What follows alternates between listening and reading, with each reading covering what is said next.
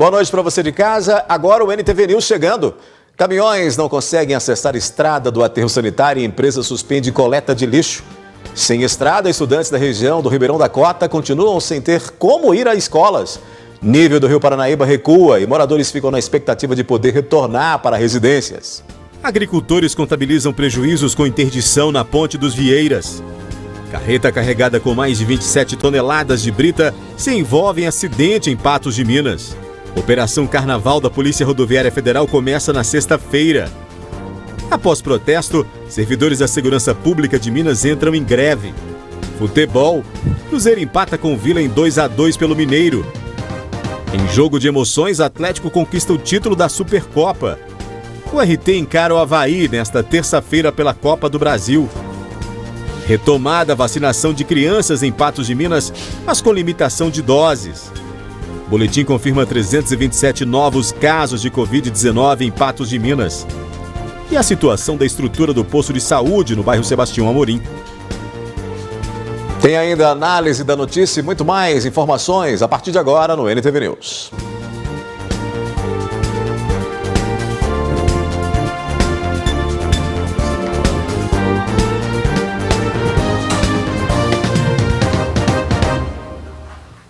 Um caminhão carregado com mais de 20 toneladas de brita se envolveu em acidente na BR-352 na tarde de hoje, em Patos de Minas. Segundo a Polícia Rodoviária Estadual, o veículo conduzido por um motorista de 38 anos vinha de Varjão de Minas com destino a Patos de Minas. O condutor transportava 27 toneladas e meia de brita, que seriam descarregadas em uma empresa de concreto situada na entrada de Patos de Minas. Em dado momento, o motorista perdeu o controle do caminhão e começou a bater na barreira de concreto que divide as pistas da rodovia 352. O acidente aconteceu a 800 metros da entrada de Patos de Minas, aqui do Trevo, na BR-352, no quilômetro 179, bem no sentido indo à Lagoa Formosa. Segundo informações do motorista de 38 anos que não quis gravar a entrevista, ele começou a perder o controle da carreta aqui neste ponto. Foi quando ele tentou manobrar, só que a aquaplanagem fez com que ele batesse nessa mureta de divisão da BR e começasse a tentar controlar durante todo esse percurso. Lá na frente não foi possível fazer essa manobra e ele acabou batendo nessa mureta. Parte do veículo ficou atravessado ali na pista. Ele não se feriu. Militares compareceram ao local para registrar a ocorrência e, por meio de cones, bloquearam uma das vias nos dois sentidos da rodovia. Um guincho foi acionado para efetuar a remoção do caminhão, que não possui seguro e pertence a um primo da vítima. Hoje, nessa edição, a gente vai mostrar um segundo acidente, viu? Nessa edição de hoje ainda, a gente mostra um segundo acidente nesse mesmo local, onde teve uma batida aí entre veículos. Essa daí você viu que foi na mureta, né? O segundo acidente nessa área aí envolveu pelo menos 5 veículos. A gente vai mostrar ainda hoje aqui no NTV News. E terá início no dia 25, próxima sexta-feira, a Operação Carnaval da Polícia Rodoviária Federal. Uma campanha de conscientização será desenvolvida durante o período carnavalesco para evitar a aglomeração de pessoas e, consequentemente, o aumento de casos de Covid. De acordo com a PRF, as ações de fiscalização estão mantidas conforme o previsto no planejamento da Operação Rodovida 2021-2022. A Operação Carnaval prosseguirá até 2 de março, com o objetivo de promover a segurança viária nos deslocamentos dos usuários pelas rodovias federais. Um dos principais focos será o combate à mistura álcool e direção, uma das maiores causas de acidentes de trânsito com vítimas graves feridas. As principais orientações da polícia para evitar maiores riscos durante as viagens são: verificar as condições do veículo, em especial em relação aos itens de segurança. Planejar a viagem, tanto na ida quanto na volta. Não exceder a capacidade máxima de passageiros. E todos devem sempre usar o cinto de segurança, no caso de crianças, o sistema de retenção. As bagagens devem ser levadas em compartimento próprio. Respeitar a sinalização e a velocidade máxima para cada via. As ultrapassagens devem ser realizadas somente em locais permitidos e quando houver tempo e distância para concluir a manobra. Em tempo chuvoso, a velocidade do veículo deve ser reduzida e os faróis devem permanecer acesos, com distância de segurança entre os veículos devendo ser ainda maior por causa do tempo chuvoso. Em instantes aqui no News, a retomada da vacinação de crianças em Patos de Minas, mas com limitação de doses. E portador de deficiência física reclama de ocupação de vaga prioritária para estacionamento por lixeira.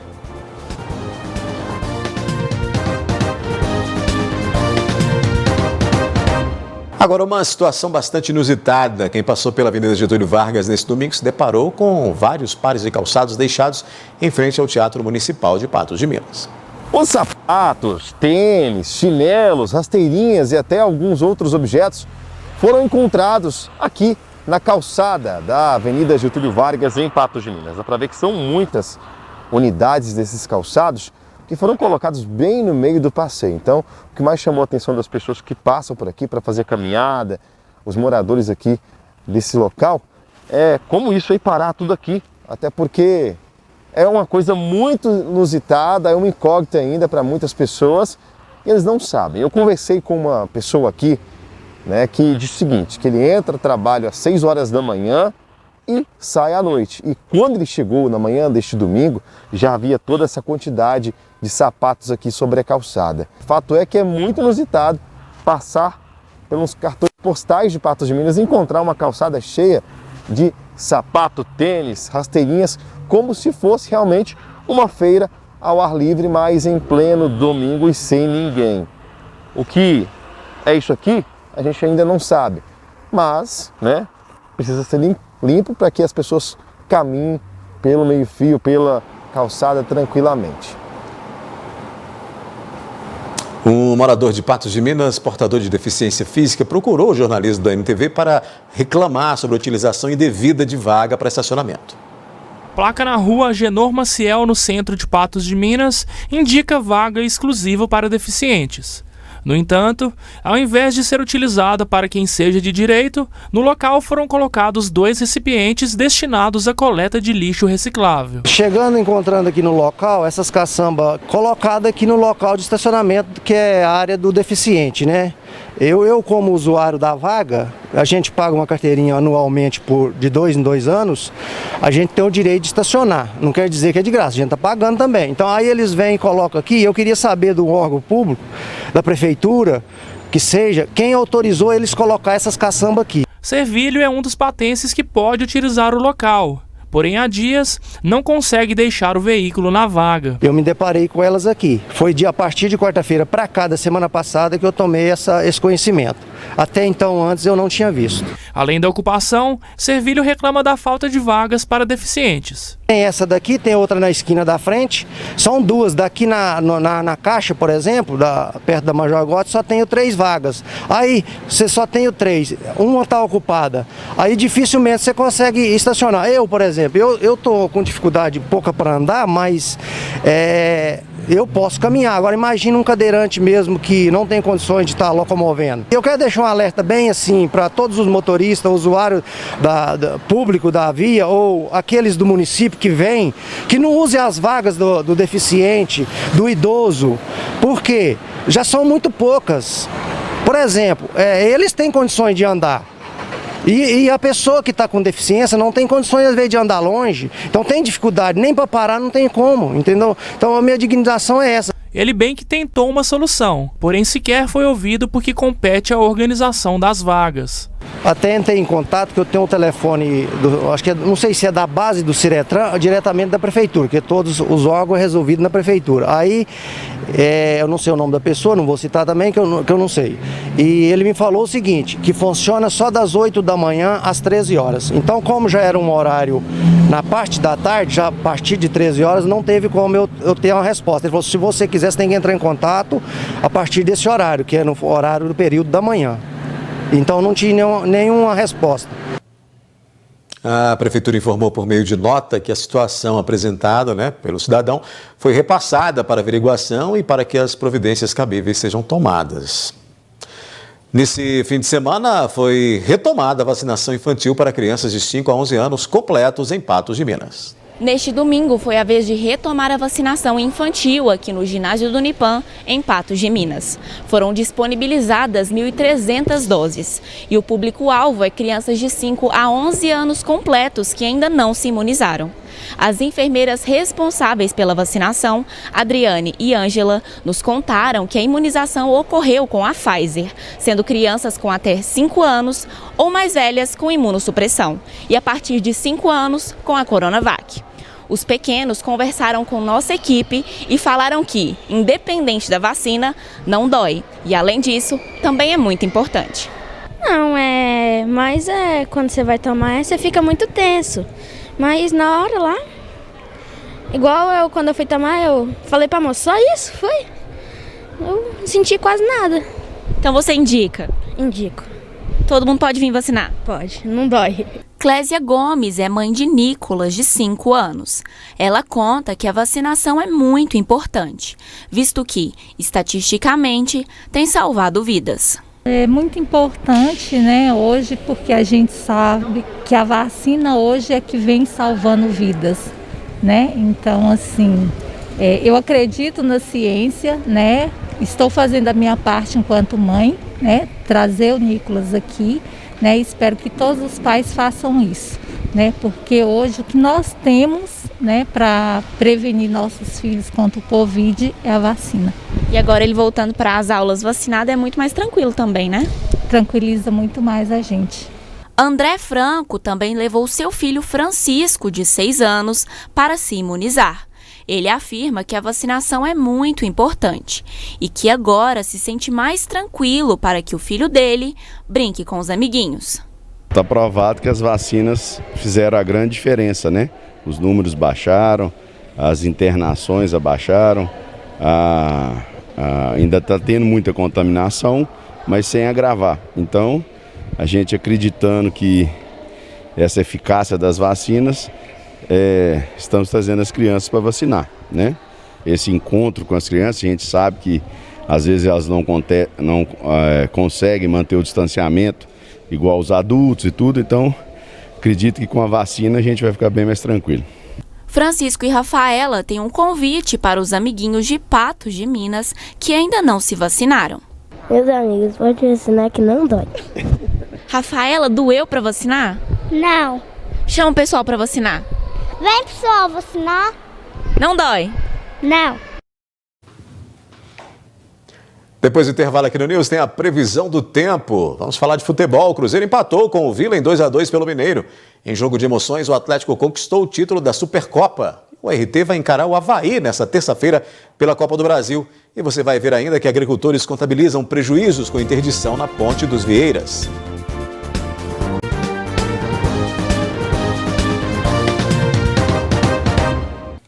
Vamos falar de futebol então, né? Cruzeiro e Vila Nova só empataram em 2-2 no Independência.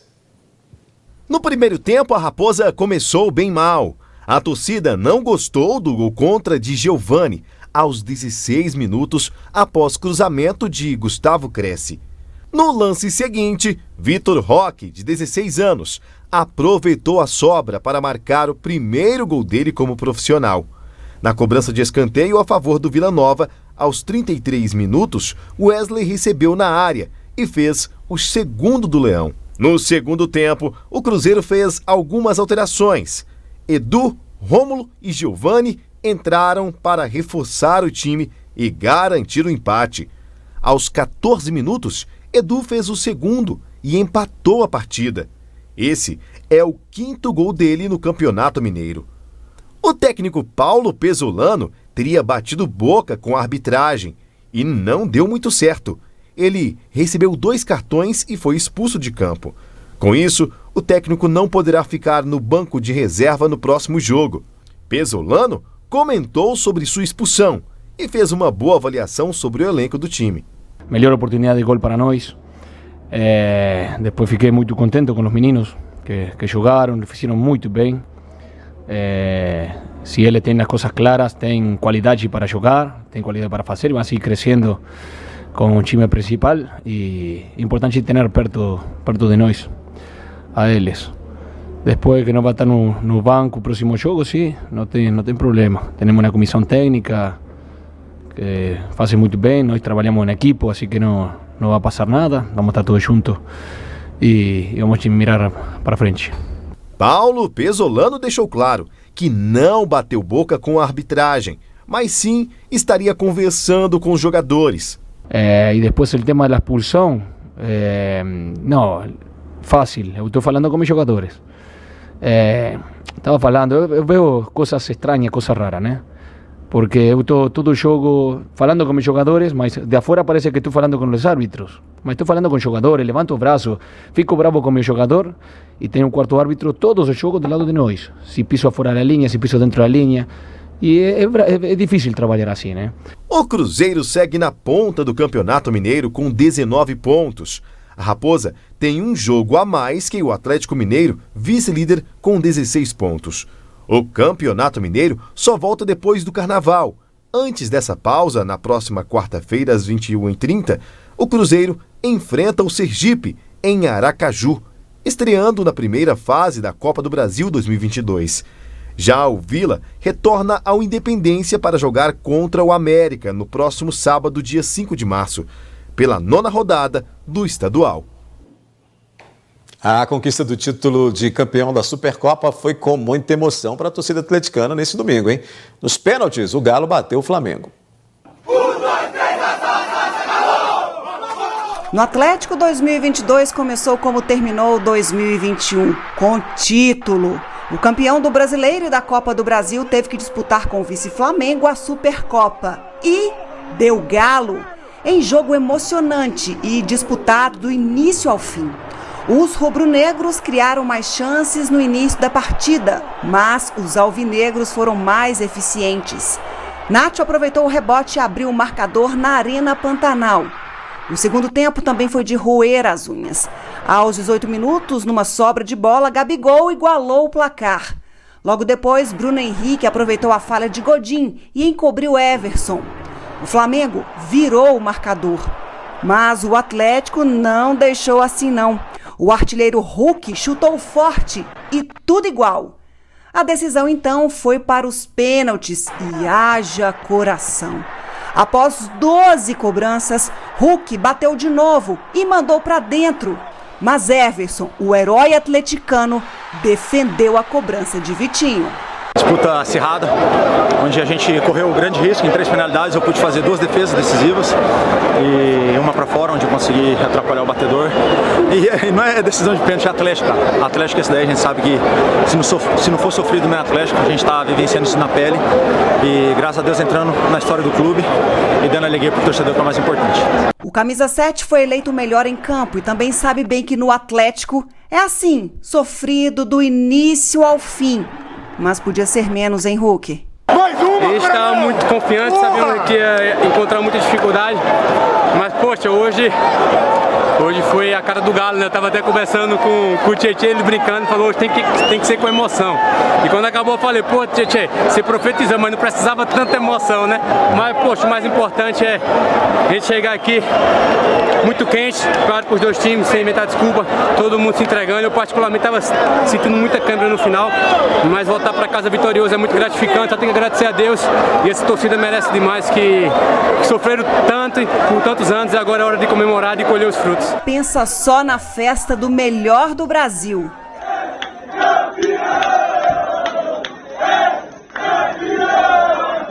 A massa atleticana também comemorou demais. Foi sofrido, mas foi lindo. Lutar, lutar, lutar! Com raça, orgulho pra vencer! Clube Atlético Mineiro, Galo forte, vingador!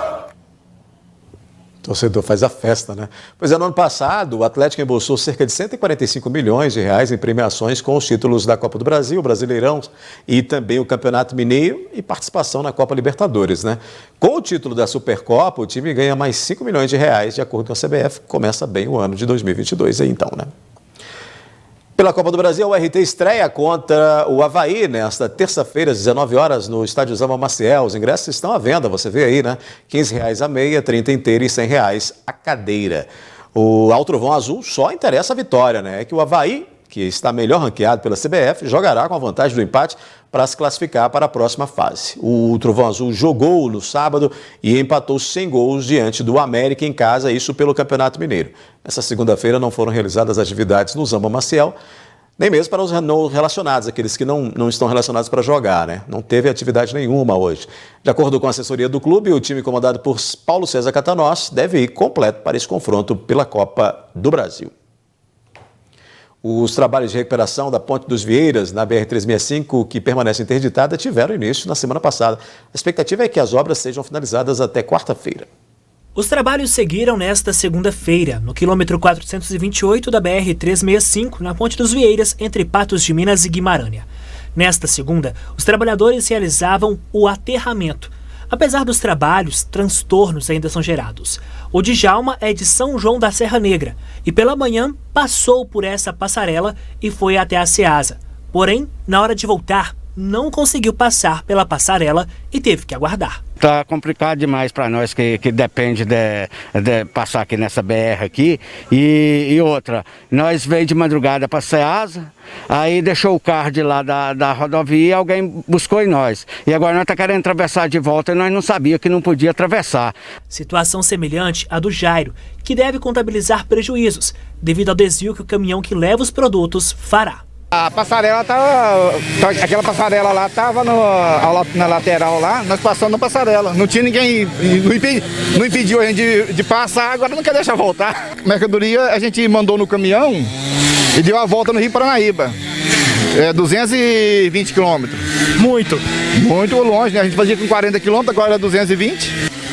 Não deixa de danificar um pouco, a estrada está muito ruim, né? E além de danificar, encarece muito cada o diesel, né? Lá a gente paga, eu não pago frete, mas quem paga frete, quem paga R$10 por volume, vai pagar R$20, né? No sol do meio da manhã, Jairo, Djalma e Dejair esperavam para passar. Isso porque a passarela é instalada em 2 períodos, às 7h30 da manhã e às 5h30 da tarde. Agora, fica a expectativa para que a situação seja resolvida, pois os prejuízos seguem sendo contabilizados. Primeira vez, já tem 23 anos que nós passamos aqui, vai ir pro Ceasa, e então é a primeira vez que acontece isso com nós. Mas nós já sabíamos que alguma coisa ia acontecer na rodovia, porque aqui para nós, do dia 1º de outubro até agora, já choveu 200 e 300 milímetros, então a região não está acostumada com tanta chuva assim. Aqui para nós é bom de chuva, mas desse tanto não está acostumado não, só atrapalha. Para nós é mais difícil, ainda mais para o homem do campo ainda, que é mais complicado ainda. Nós está dando a volta lá o caminhão está dando a volta lá no Carmo Paranaíba, sabe? Então é 220 quilômetros. Então para nós está ficando difícil. Está complicado demais, torcendo para ser bem rápido aqui, para eles reformar aqui bem rápido aqui, porque não está fácil não. E a empresa já falou que se chover vai atrasar essa obra, hein? Olha, terça-feira deve ser com instabilidade em Patos de Minas e região. Vamos conferir os detalhes na previsão do tempo. Previsão do tempo. Oferecimento New Color. Se você pensa em trocar seus óculos, já sabe onde ir, né? Segundo os dados do IMET, a semana deve ser com tempo chuvoso no Alto Paranaíba e Noroeste Mineiro. Para essa terça-feira, a tendência é de céu nublado com pancadas de chuva e trovoadas isoladas. Em Patos de Minas, as temperaturas variam entre 20 a 26 graus. Em São Gonçalo do Abaeté, a máxima prevista é de 28 graus. Em Presidente Olegário, mínima de 20 e máxima de 27 graus. Em Lagoa Formosa, a máxima deve marcar os 25 graus. E em Tiros, as temperaturas oscilam entre 20 e 26 graus.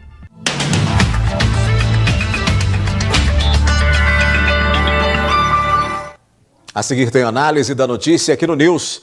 Após protestos, servidores da Segurança Pública de Minas Gerais entram em greve. O nível do Rio Paranaíba recua e moradores ficam na expectativa de poder retornar para residências.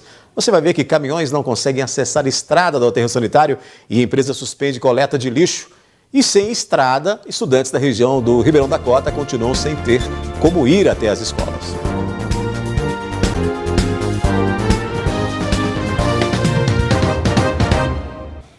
Policiais militares de Minas Gerais, policiais em geral, de Minas, protestaram nesta segunda-feira em Belo Horizonte para que o salário da categoria seja reajustado. O ato foi organizado pela Associação dos Praças policiais e bombeiros militares, policiais penais, inclusive policiais penais de Patos de Minas também participaram dessa manifestação. Desde 2019, a recomposição salarial é negociada com o governador Romeu Zema, sem sucesso, né? Segundo a categoria. Em nota, o governo mineiro diz que está tentando e está aberto ao diálogo, disposto a negociar aí. Após o ato, a categoria decidiu na tarde de hoje entrar em paralisação até que o governador envie o projeto de recomposição salarial à Assembleia Legislativa de Minas Gerais. Assunto que abre a nossa análise da notícia comigo, Gui Boaventura, para esta segunda-feira. E a gente começa falando justamente desse indicativo de greve destas forças de segurança do Estado de Minas Gerais. Boa noite, Gui. Boa noite para você, Daí. Boa noite ao nosso telespectador. Tudo bem? Tudo bem. Depois disso, podemos falar do Atlético, né? Podemos falar do Atlético, sim, certeza. O Atlético foi bem, né? Jogão, né? Jogão. Já. Falar disso é bom. Mas vamos falar a respeito dessa greve aí. Lá em 2019, o governador do estado,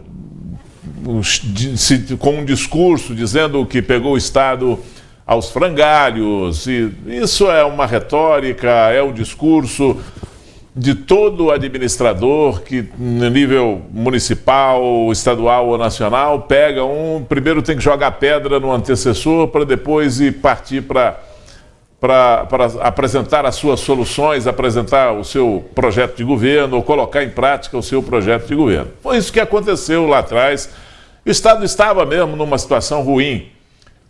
Quando o Zema assumiu, o Estado não estava bem. Aliás, o Estado não está bem financeiramente. O Estado está tentando aí fazer essa renegociação da dívida, principalmente com a União. O Estado deve 140 bilhões de reais para a União. Tem que negociar essa dívida, porque essa dívida, ela trava um punhado de coisa, trava um punhado de verba que vem do Estado, da União para o Estado, e é meio complicado esse assunto. Então, a solução não é nem pagar, é renegociar essa dívida.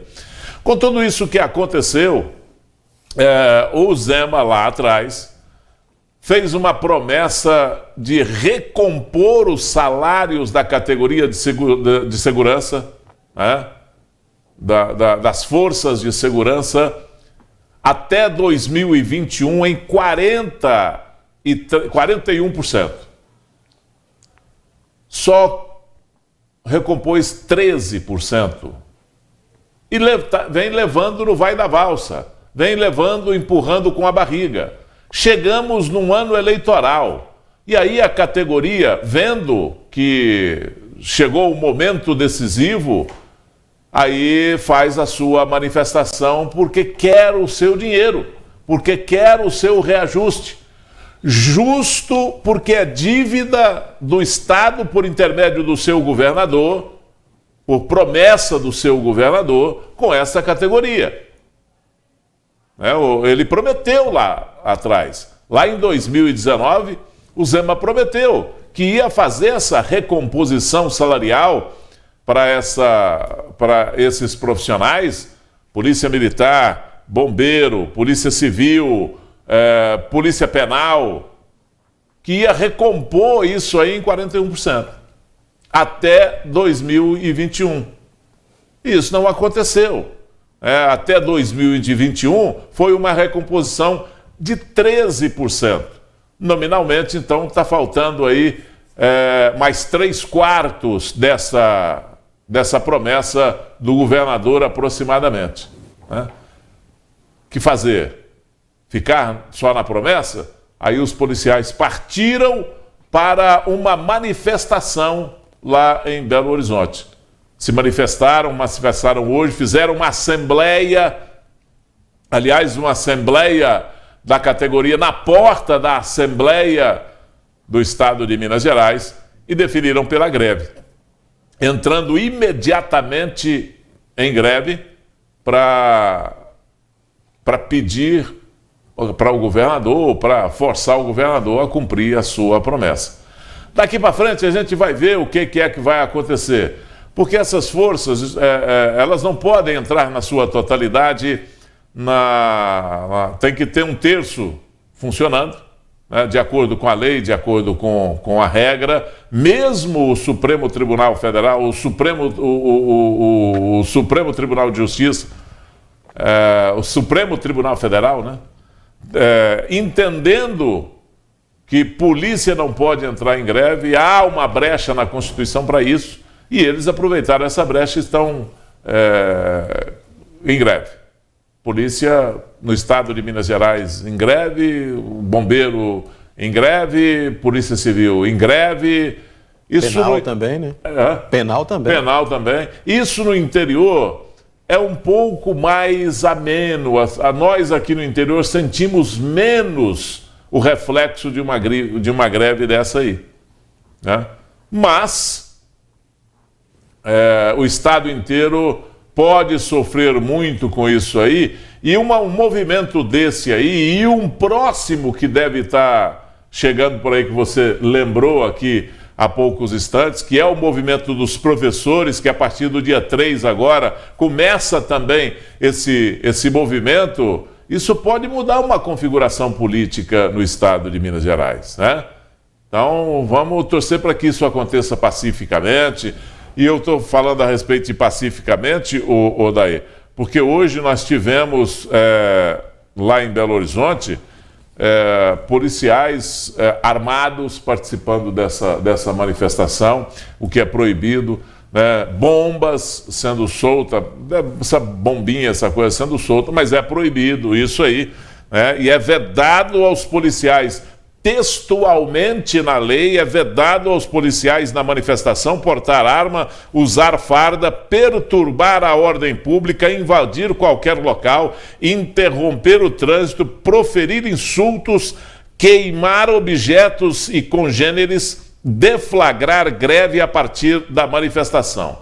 Olha, alguns itens aqui já foram desobedecidos, porque fizeram um caixão, né, e destruíram esse caixão, né, com a foto, um com a foto do governador e outro com a foto do secretário de governo, né? Então a manifestação lá foi uma manifestação bastante incisiva dos policiais. Eu só espero que é o seguinte, é justa a manifestação para o setor de segurança.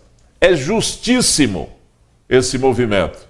Agora, que os policiais não se deixem levar pela euforia, e cumpram a lei, a regra, é fácil. Eles estão dentro da lei, estão dentro da regra. O que importa é o resultado dela, e num ano político é muito fácil de ter um resultado positivo. Esse assunto já vai bater lá. O Agostinho Patrus, que é o presidente da Assembleia Legislativa, já se manifestou a favor, vai receber essa manifestação. O Sargento Rodrigues encabeça, como deputado, essa movimentação aí dos policiais. Então, tem tudo para ter um bom resultado. É só ter muita calma, né? Os policiais terem muita calma para não extrapolarem nada e não dar o seu direito para ninguém. Muito bem, vamos girar o assunto então, Gui. A empresa responsável pela coleta de lixo em Patos de Minas publicou nota nesta segunda-feira alertando para a suspensão dos serviços em diversos bairros por não ter como transitar com os caminhões pela estrada que leva ao aterro. De acordo com o texto publicado no site da empresa, a medida se deve à falta de condições na estrada que dá acesso ao aterro sanitário em Patos de Minas. A direção da Concerbras explicou que os caminhões estão aguardando carregados com o lixo recolhido no fim de semana, esperando que seja realizada a manutenção emergencial da estrada, e por isso não foi possível realizar a coleta dos resíduos em pelo menos 21 bairros na tarde desta segunda-feira. A previsão, segundo a empresa, é de que até a quarta-feira a coleta seja normalizada nesses locais.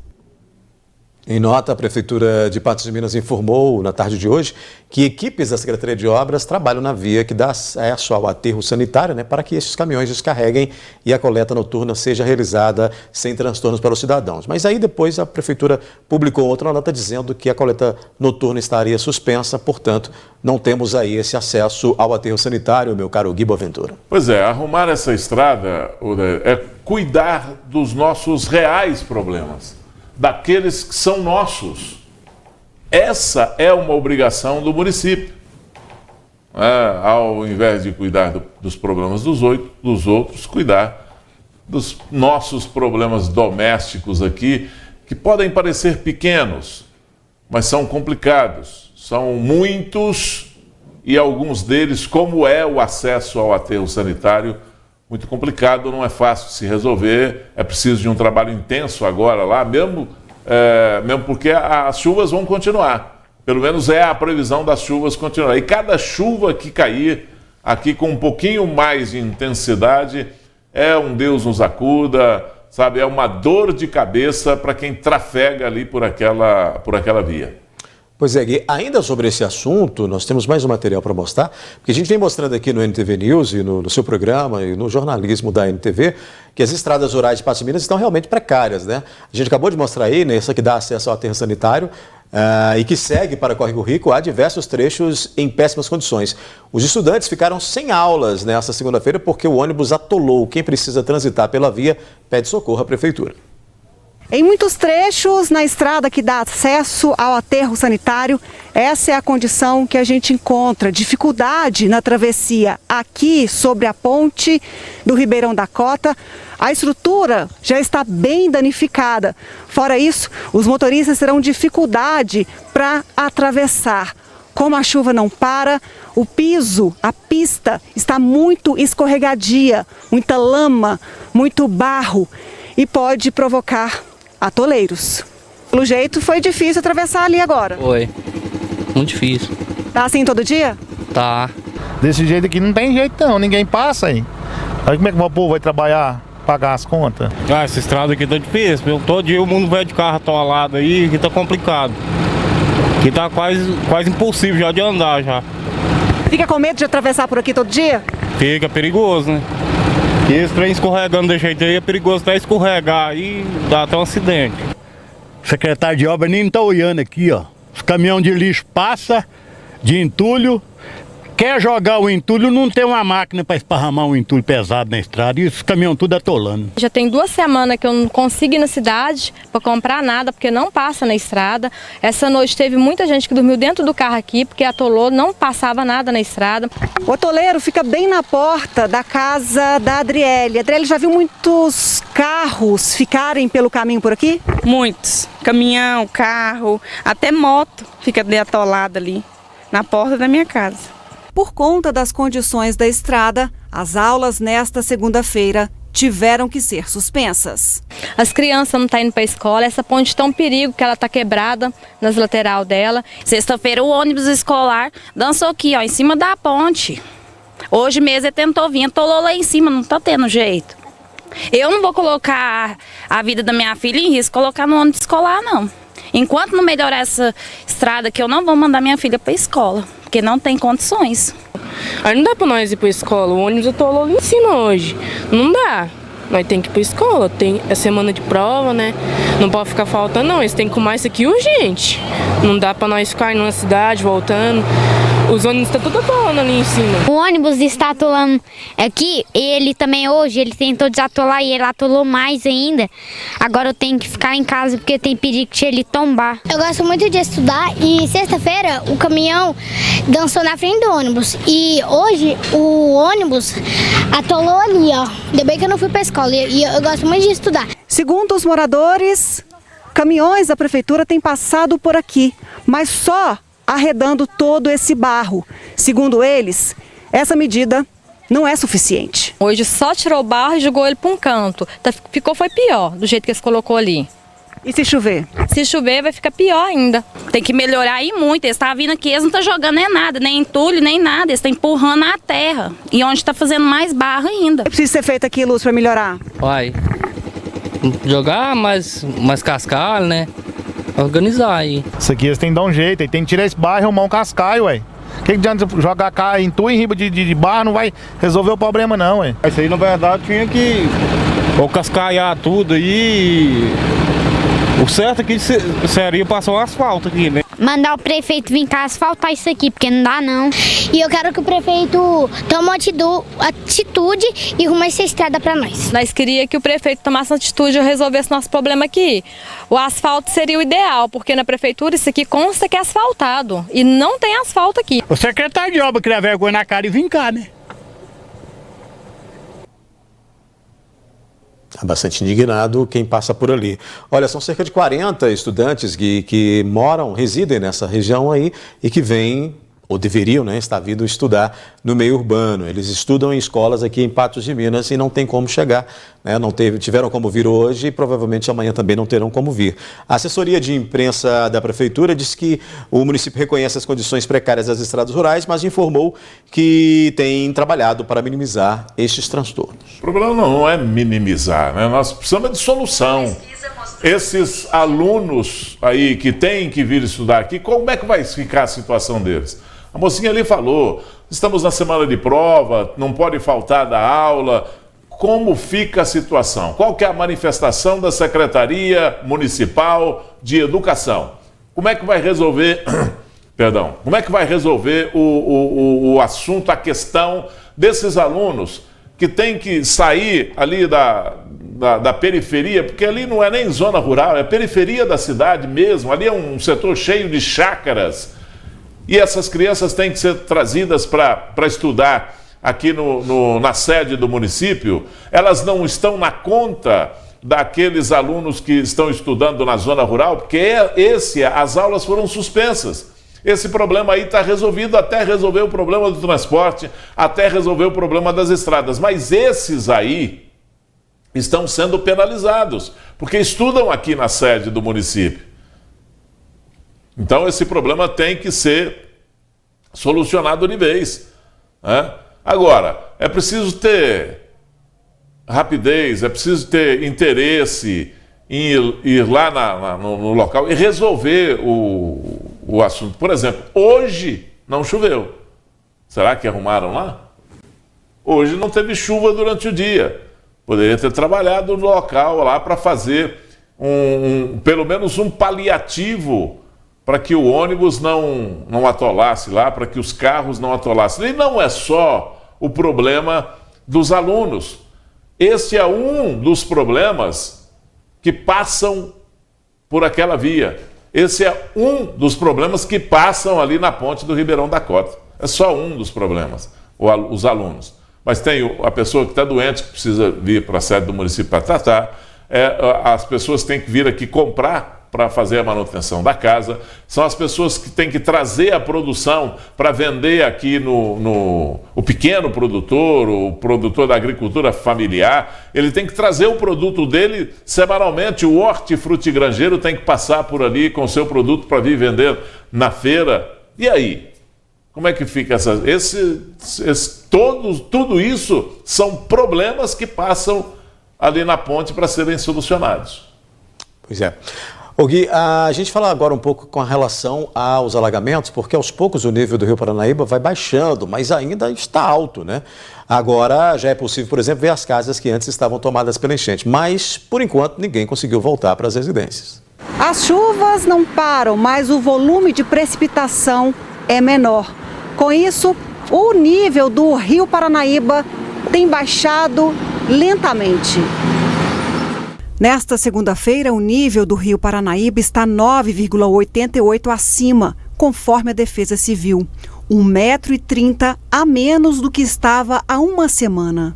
Há alguns dias, tudo isso aqui era pura água. O nível recuou. Entretanto, cerca de 311 pessoas estão desabrigadas ou desalojadas em Patos de Minas. Ninguém foi autorizado a voltar para casa ainda, segundo a Defesa Civil e Corpo de Bombeiros. As casas continuam assim, fechadas. A família da Larissa é uma das que está em alojamento. Onde que vocês estão alojados? Na Associação dos Moradores do Vila Rosa, ali no barracão. Tá todo mundo lá, todo mundo junto. Quantas famílias estão lá? Estão lá 5 famílias que estão alojadas lá. Como é que é viver num alojamento?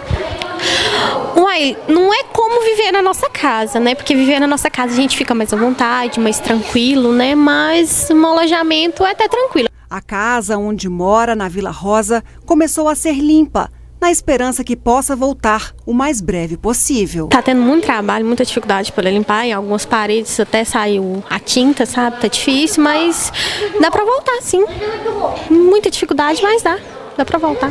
Da última vez, como você viu ali, ficou pior do que tava agora, sabe? Da última vez foi bem pior, a gente até adoeceu. Só de chegar aqui e sentir esse odor da água já foi bem ruim pra saúde da gente.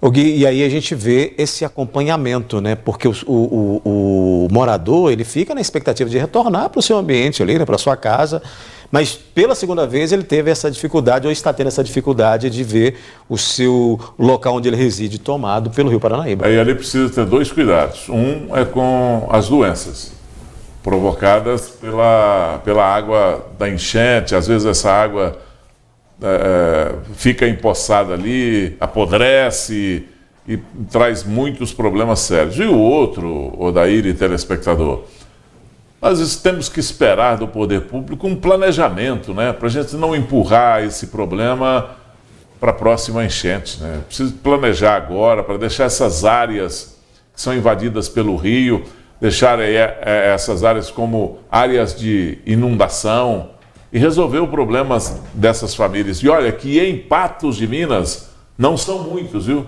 Não é um problema, ainda não é um problema difícil de resolver. É um problema que ainda é fácil para ser solucionado. Precisa de um planejamento e um bocadinho de boa vontade. Até porque a identificação desses locais já está mais que clara para todo mundo, né? Vamos fazer uma rápida parada aqui no NTV News. Na sequência, a gente fala sobre o boletim, né, epidemiológico que confirmou 327 novos casos de Covid-19 e também vamos falar sobre a estrutura do posto de saúde no Sebastião Amorim. A gente volta já. No início da edição do NTV News de hoje, nós mostramos um acidente com uma carreta, né, carregada com britas, diversas toneladas, que provocou acidente na MGC 354, agora BR 352 também, né? Esse acidente ali a gente mostrou mais cedo, mas na sequência aconteceu no mesmo trecho, no mesmo local, um outro acidente envolvendo vários outros veículos que a gente vai mostrar agora. A repórter Brenda Evelyn esteve no local. Estão aqui na BR-352 com o Sargento Júnior, né, Sargento? E aconteceu um acidente, tem como o senhor falar um pouquinho pra gente como que aconteceu? Sim, uma carreta estava atravessada a menos de 1 quilômetro abaixo, aqui sentido viaduto, e o trânsito foi interditado, nos dois sentidos. Aí os veículos pararam aqui, os veículos menores, e o caminhão Mercedes-Benz, ele perdeu o freio, e ele jogou o veículo contra a mureta para tentar reduzir um pouco a velocidade, porém ele colidiu em um T-Cross. O T-Cross foi arremessado contra um Fiat Doblô e em seguida esse caminhão desgovernado ele atingiu uma Fiat Strada, que atingiu um Prisma que estava na frente dela, e ela ficou atravessada e foi prensada contra um bitrem que estava na faixa da direita. Essa Fiat Strada ficou prensada entre o bitrem e esse caminhão, certo? E houve vítimas? Não houve vítimas, graças a Deus. Quando a gente chegou ao cenário que a gente viu, a gente deduziu que houvesse vítimas, mas felizmente ninguém se feriu. Derramou óleo na via? Sim, derramou muito óleo, esse óleo proveniente do caminhão Mercedes-Benz. E por esse motivo aí, os bombeiros vão ter que fazer a limpeza aqui, jogar serragem aqui para evitar novos acidentes assim que liberar o trânsito aqui. Muito obrigada, Sargento. Brenda Evelyn para o jornalismo da NTV. Pacientes flagraram as condições precárias do posto de saúde do bairro Sebastião Amorim e enviaram ao jornalismo da NTV. O problema seria por conta de um vazamento em uma caixa d'água. No teto do posto de saúde do bairro Sebastião Amorim, em Patos de Minas, é possível ver vazamentos e o mofo se espalha. No flagrante feito por uma paciente, o temor é que a estrutura esteja comprometida. Estou indignada com o teto desse posto que já tem mais de ano que está nessa situação por causa de uma caixa d'água. Olha aqui para vocês verem. O teto está quase caindo, tá? Na cabeça das meninas aqui. Tá impossível delas trabalhar, molhando todos os documentos. Tá demais. Alguma autoridade toma providência aqui, gente? Chegou ao ponto do paciente registrar e mandar para o jornalismo da NTV. Gui, por meio de nota, a prefeitura informou que, neste caso aí, do SF do Sebastião Amorim, já existe um projeto de reforma que está em fase orçamentária. Pois é, não justifica, né? Tá um projeto em fase orçamentária. Porque para fazer o orçamento, para fazer uma reforma desse tamanho aí, num posto de saúde como é esse aí que nós mostramos aí, não demora mais do que meio período. Não pode, sabe? Se demorar mais, está errado. É você aí na sua casa, ter que fazer uma reforma na sua casa, você sabe onde estão todos os problemas, vai lá um engenheiro, faz uma lista dos problemas, uma lista com material para você comprar e você tem que cotar na cidade, você demora 2 horas, você cota em todas as lojas de material de construção da cidade ou passa a lista e pede para oficiar para uma licitação. Mandar isso oficialmente para uma licitação. Não justifica ter um local desse aí, ó, com esse nível de contaminação, porque isso é fungo. Esse bolor aí, isso é fungo. E isso faz mal para muita gente, faz mal para as pessoas. E aí fica numa unidade de saúde. A pessoa está lá com um problema respiratório sendo atendido num ambiente desse aí. Impossível. É de se lamentar. Muito bem, vamos atualizar os dados da Covid aqui no NTV News. Vamos colocar aí na tela, né? Dados em Patos de Minas, boletim epidemiológico desta segunda-feira mostrando que 327 novos casos da doença foram confirmados em comparação ao informe publicado lá na sexta-feira. Os casos ativos recuaram, Gui, de 871 para 769 doentes que se recuperam em casa, né? Houve redução também no número de patenses internados, são 8 que estão em leitos clínicos e 4 pacientes em UTIs. Não houve confirmação de óbitos, né?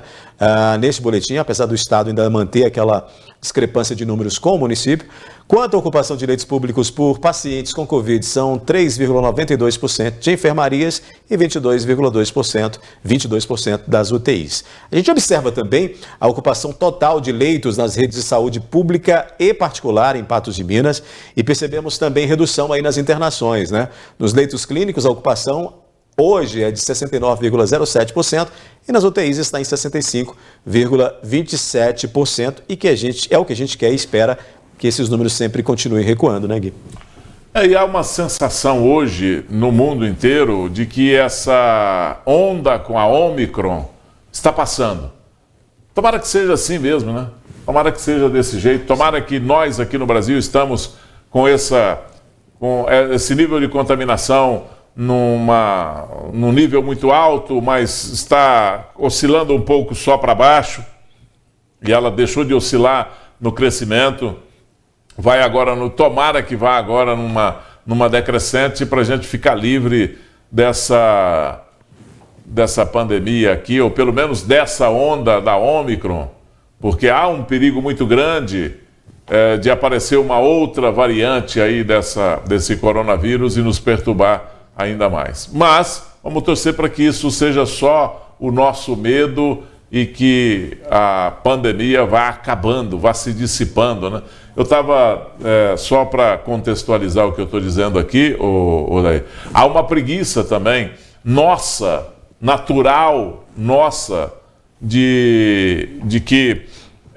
até de falar sobre essa pandemia.